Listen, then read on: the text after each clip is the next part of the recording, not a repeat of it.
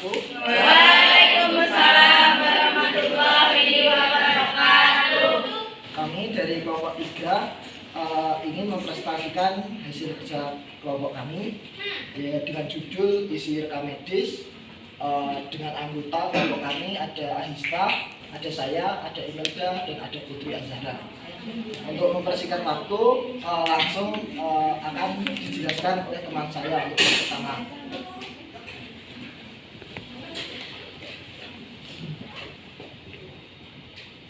Apa itu rekam medis? Rekam medis adalah dokumen yang berisikan data identitas pasien, pemeriksaan, pengobatan, tindakan, dan pelayanan lain yang telah diberikan pada pasien menurut Permenkes nomor 24 tahun 2022. Gambaran isi dari rekam medis. Yang pertama, identitas pasien. Yang kedua, hasil pemeriksaan fisik dan penunjang. Yang ketiga, diagnosis, pengobatan, dan rencana tindak lanjut pelayanan kesehatan. Yang keempat, nama dan tanda tangan tenaga kesehatan pemberi pelayanan kesehatan. Jenis data dalam isi rekam medis. Data administratif.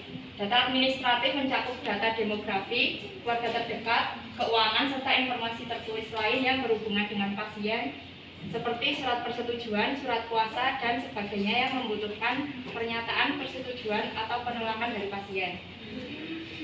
Data administratif setidaknya mencakup beberapa hal, diantaranya yang pertama, nama lengkap pasien, nomor, alamat lengkap pasien, nama jalan atau gang, nomor rumah, wilayah, dan kode pos, serta nomor telepon pasien.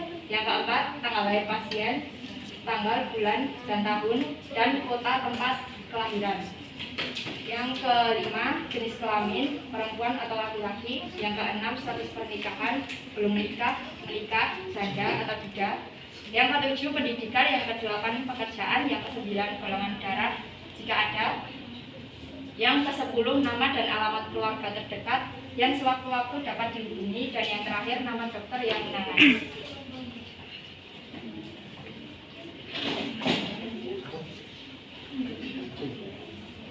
Untuk selanjutnya yaitu ada cover dokumen rekam medis.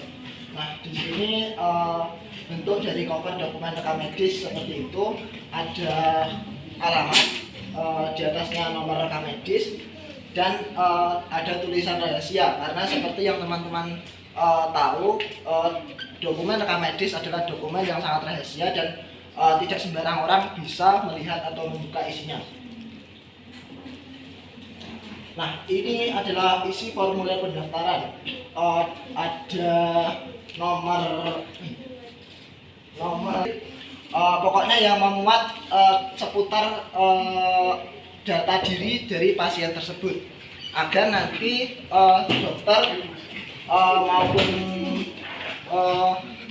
dokter maupun pelayan kesehatan tidak bingung untuk menentukan apa diagnosanya, di mana alamatnya, namanya siapa, seperti itu. Nah, di sini ada lembar pengesahan untuk melepaskan informasi. Di sini terdapat tindakan-tindakan ataupun diagnosa yang ditentukan oleh pihak rumah sakit dan diserahkan kepada pihak keluarga. Tujuannya agar jika pihak kesehatan ingin melakukan suatu tindakan, maka pihak keluarga mengetahui tindakan apa yang akan diberikan kepada si pasien, sehingga nanti apapun hasilnya tidak ada tuntut menuntut dalam kejadian tersebut. Nah, mohon maaf tadi double slide-nya. Selanjutnya yaitu lembar klinis atau clinical pathway. Di sini tidak jauh berbeda dengan slide yang sebelumnya. Di sini terdapat tindakan-tindakan, tetapi lebih rinci dan lebih lengkap, seperti itu. Data klinis dapat diartikan sebagai data yang diperoleh dari hasil pemeriksaan, dari hasil pengobatan, lalu dari hasil perawatan dan tindakan yang dilakukan oleh tenaga kesehatan, dan hasil hasil penunjang medis yang terhadap pasien. Lalu data klinis umumnya terdapat dalam lembar formulir berikut ini, yaitu 1. Lembar formulir anamnesis dan lembar formulir pemeriksaan. Nah, ini contoh formulir anamnesis. Ini fungsinya sebagai dokter mengetahui keterangan sebanyak-banyaknya tentang riwayat kesehatan pasien. Ada formulir pemeriksaan. Formulir pemeriksaan di sini terdapat anggota badan tubuh yang mungkin bisa digunakan untuk memeriksa keadaan si pasien. Misalnya kalau cedera di bagian mana, luka di bagian mana, itu akan menentukan nanti untuk dokter ataupun tenaga medis lainnya mendiagnosa penyakit dari si pasien tersebut. Kasus kelengkapan rekam medis di Polri Rawat Jalan, KIA Dr. Cipto Mangunkusumo. Seperti yang dilihat, ini adalah tabel kelengkapan dari contoh formulir rekam medis di Rumah Sakit Dr. Cipto Mangunkusumo. Dari hasil tabel di atas dapat diketahui bahwa nomor rekam medis, nama pasien, dan jenis kelamin lengkap 100% terisi. Namun kelengkapan untuk variabel usia hanya mencapai 99,99%. Agama 98,72%. Status pernikahan 99,91%. Nama keluarga 92,67%. Dan alamat 98,80%. Terdapat tambahan identifikasi, yaitu berdasarkan nomor induk kependudukan atau NIK. Karena NIK sebagai pengenal dan kode unik penduduk Indonesia juga terintegrasi dengan jaminan kesehatan. Sehingga jika dilihat berdasarkan kelengkapan NIK mencapai 86,10%. Kelengkapan pengisian identitas pada lembar tersebut. Kelengkapan diagnosa mencapai 82,55%. Tindakan medis mencapai 82,23%. Serta riwayat rawat inap sebesar 99,91%, dan jika dilihat berdasarkan kelengkapan data nama dokter sebesar 38,28%. Ini menunjukkan bahwa terkadang dokter lupa dalam mengisi tanda tangan dalam rekam medis. Kasus ini banyak terjadi di banyak rumah sakit karena dokter lalai dalam memberi tanda tangan dalam informasi medis pasien. Kesimpulan yang dapat kita ambil dari penelitian atau tabel yang ada di sebelumnya, penelitian tersebut menunjukkan bahwa dari indikator kelengkapan dokumen, aspek identifikasi yaitu nomor rekam medis, nama pasien, jenis kelamin, usia, agama, status pernikahan, nama keluarga, alamat, dan NIK hampir semuanya memiliki kelengkapan di atas 85%. Jadi dapat disimpulkan bahwa kelengkapan data demografi mencapai di atas 85%. Selain itu, kelengkapan dokumen rekam medis dari aspek laporan penting medis, yaitu diagnosa, tindakan medis, dan riwayat rawat inap, memiliki kelengkapan di atas 80%. Jadi, data klinis yang ditulis dalam kelengkapan rekam medis mencapai 80%. Sedangkan kelengkapan dokumen rekam medis aspek autentifikasi dokter, yaitu nama dokter hanya memiliki kelengkapan sekitar 35%. Atas 80%, tetapi hanya tanda tangan dokter atau nama dokter yang belum lengkap tercantum dalam isi rekam medis. Hanya saran yang bisa diberikan untuk mencapai informasi kelengkapan dokumen isi rekam medis, yaitu 1. Jika suatu formulir memiliki format cetakan bolak-balik, maka harus dicantumkan identitas pasien pada masing-masing muka dari formulir tersebut. Hal ini untuk menghindari hilangnya identitas pasien. Yang kedua, dengan meneliti ulang berkas yang telah diisi pasien. Jika berkas pasien masih ada yang belum terisi, maka berkas tersebut dikembalikan ke bangsal dan meminta untuk dilengkapi.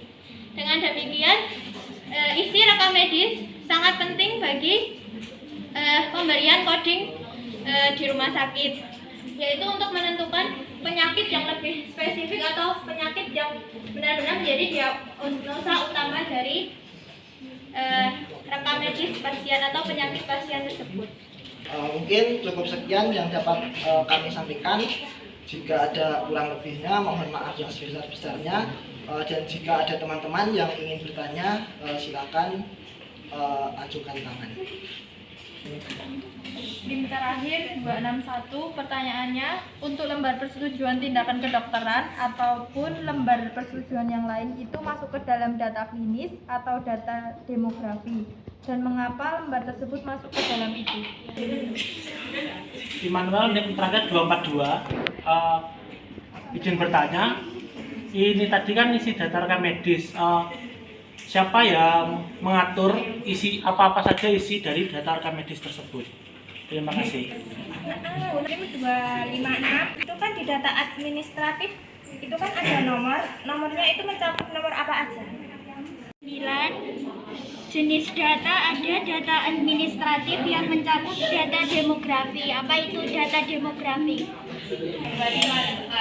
Tadi kan disebutkan bahwa data isi rekam medis harus lengkap kan. Semisal data tersebut atau ada kesalahan data rekam medis itu apa bisa dikatakan lengkap? Nah, solusinya biar bisa tertangani itu gimana? Diagnostik atau apa gitu kan? Nah, biar kesalahan itu bisa apa ya?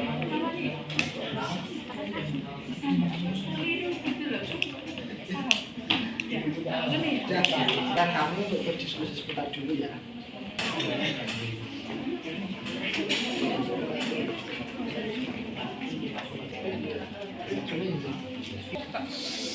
Data demografi adalah informasi tentang sekelompok orang menurut atribut tertentu seperti usia, jenis kelamin, tempat tinggal, dan dapat mencakup faktor sosial ekonomi seperti pekerjaan, status keluarga, atau pendapatan.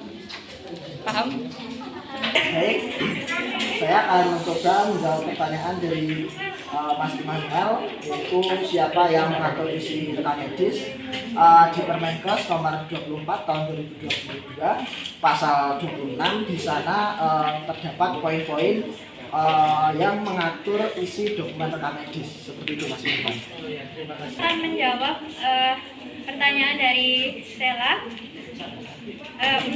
Pertanyaannya, untuk lembar persetujuan tindakan kedokteran ataupun lembar persetujuan yang lain itu masuk ke dalam data klinis atau data demografi, dan mengapa lembar tersebut masuk ke dalam data itu? Untuk lembar persetujuan tindakan kedokteran masuk ke dalam data demografi karena mencakup persetujuan antara tanda tangan keluarga atau demografi yang akan menyetujui tindakan itu. Kan data demografi itu kan nanti masuk ada data-data diri. Jadi data-data diri nanti diperlukan untuk persetujuan tindakan kedokteran tersebut. Apakah sudah paham? Saya akan menjawab pertanyaan dari Diana. Nomor dalam data administratif itu mencakup apa saja? Nomornya tidak nomor rekam medis, nomor telepon, dan nomor rumah atau gang. Untuk pertanyaan terakhir dari Risma, jika ada kesalahan data dalam rekam medis, apakah dapat dikatakan lengkap dan gimana solusinya? Data rekam medis kalau belum mencakup semuanya, belum dikatakan lengkap. Lalu seperti tadi, tindakan kedokteran belum ada tanda tangannya, itu belum lengkap. Jadi solusinya itu meneliti kembali dan menghubungi dokter yang terkait dengan yang menangani pasien tersebut untuk memintakan tanda tangan. Jika yang kurang atau diagnosis atau apapun juga harus menghubungi dokter agar kan kita sebagai perekam medis kan berhubungan langsung dengan coding. Nah, coding berhubungan langsung dengan penyakit pasien. Jadi penyakit nggak boleh salah, harus ada kelengkapan dari dokternya itu. Sudah selesai dari kami, cukup sekian. Jika masih banyak kurangnya, kami mohon yang sebesar-besarnya. Wassalamualaikum warahmatullahi wabarakatuh.